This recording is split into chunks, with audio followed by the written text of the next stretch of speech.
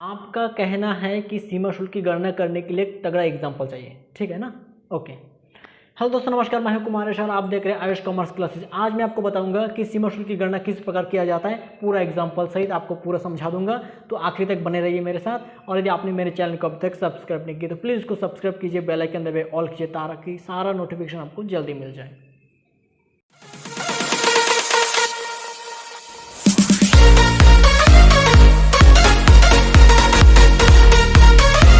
तो चलिए दोस्तों, देखते हैं कि सीमा शुल्क की गणना करने के क्या नियम है, उसका उदाहरण सहित आपको बताया जाएगा आज। तो देखिए, एग्जाम्पल के तौर पे मैं यदि मान लेता हूँ, आपको एक मानना पड़ेगा, मैं यहाँ पे मान लेता हूँ कि कर निर्धारण मूल्य यहाँ पे मान लीजिए 11,55,000 है, ठीक है। मैं मान लिया कि 11,55,000 रुपये है। क्या है 11,55,000 रुपये? कर निर्धारण मूल्य, ठीक। कर निर्धारण मूल्य 11,55,000 रुपये है, ठीक है।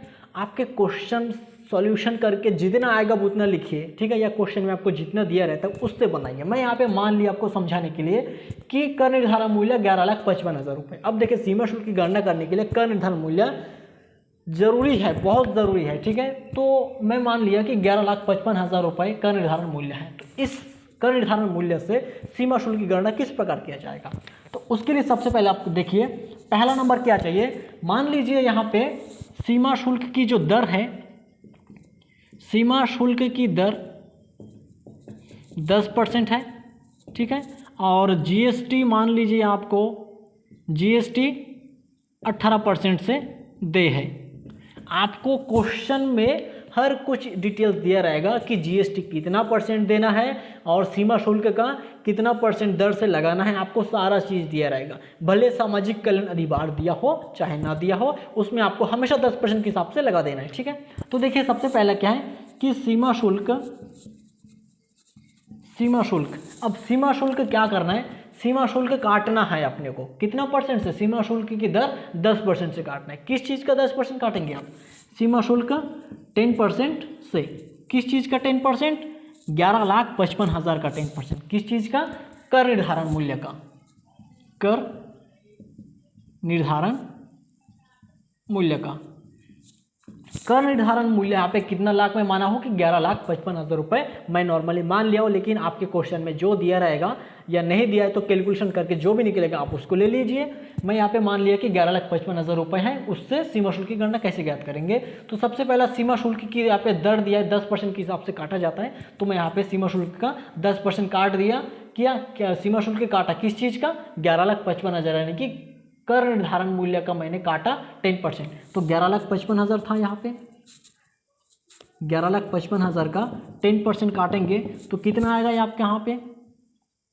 1,15,500 कुछ, 1,15,500 आएगा आपका 10% के हिसाब से सीमा शुल्क आया 1,15,500। किस चीज़ का काटा है? कर निर्धारण मूल्य का। कितना परसेंट? 10%, क्योंकि क्वेश्चन यहाँ पे बोला गया था, ठीक है।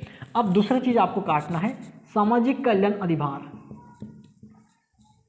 सामाजिक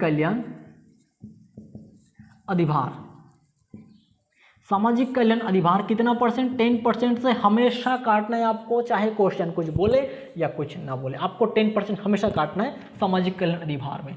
अब जो 10% काटेंगे, ठीक है, किस चीज़ का 10% काटना है? इसी सीमा शुल्क का। जो सीमा शुल्क अभी काट के आया है उसी का फिर 10% काटना है। ऐसा नहीं कि कर निर्धारण मूल्य का 10% काटा तो सीमा शुल्क आया, फिर कर निर्धारण मूल्य का 10% सामाजिक कल्याण अधिभार, वैसा नहीं है। कर निर्धारण मूल्य का 10% काटने के बाद जो सीमा शुल्क आया उसी सीमा शुल्क का फिर 10% काटना है, जो आएगा वो हमारा सामाजिक कल्याण अधिभार रहेगा। यानी कि यहाँ पे जो हम काटे हैं, किस चीज़ का काटेंगे अभी यहाँ पे? सीमा शुल्क का। सीमा शुल्क का 10%। सीमा शुल्क कितना था? सीमा शुल्क 1,15,500 था, इसका हम लोग 10% काटेंगे तो कितना आएगा? 11,550। 11,550 रुपये यहाँ पे अपना आ जाएगा। क्या निकला? सामाजिक कल्याण अधिभार निकल गया। अब तीसरा चीज़ हम लोग को क्या ज्ञात करना पड़ता है? जीएसटी। अब देखिए, यदि आपके राज्य से बाहर आप निर्यात करते हो या आयात करते हो, राज्य के बाहर से आयात निर्यात हो रहा है, यदि राज्य के अंदर हुआ तो अलग बात है, वो क्या SGST लाएगा, यानी कि स्टेट GST लाएगा, ठीक है। और यदि राज्य के बाहर चला गया, यदि केंद्र के हिसाब से है तो CGST लगेगा, और यदि राज्य के बाहर से आप आयात निर्यात करते हैं तो उस केस में आपका IGST लगेगा, एकीकृत GST लगेगा, इंटीग्रेटेड GST लगेगा। तो यहाँ पे IGST, यदि आप इंग्लैंड से माल को आयात करते हैं या फिर इंग्लैंड से करते हैं या अमेरिका से करते हैं, कहीं से भी करते हैं, बाहर से, भारत के बाहर से करते हैं, राज्य से बाहर हो गया मतलब IGST आपका लग जाएगा। अब ये जो GST काटना है, मान लीजिए यहाँ पे GST का कितना रेट दिया था, 18%। आपको भी बुक में कुछ ना कुछ परसेंट दिया रहेगा, तो 18% यहाँ पे हम लोग को 18% काटना है। लेकिन किस किस चीज़ को मिला के काटना है, यहाँ पे जो कर निर्धारण मूल्य था उस कर निर्धारण मूल्य को जोड़ना है, और जो सीमा शुल्क है सीमा शुल्क को, और जो सामाजिक कल्याण अधिभार निकला था, तीनों चीज़ को प्लस करना है और यहाँ पे लिखना है, तीनों चीज़ को प्लस करके लिखना है, फिर उसका 18% काटना है, वो GST रहेगा। ठीक है, GST किस किस चीज़ को, आपका यहाँ पे कर निर्धारण मूल्य और यहाँ पे सीमा शुल्क और सामाजिक कल्याण अधिभार, तीनों को जोड़िए, देखिए कितना आता है यहाँ पे।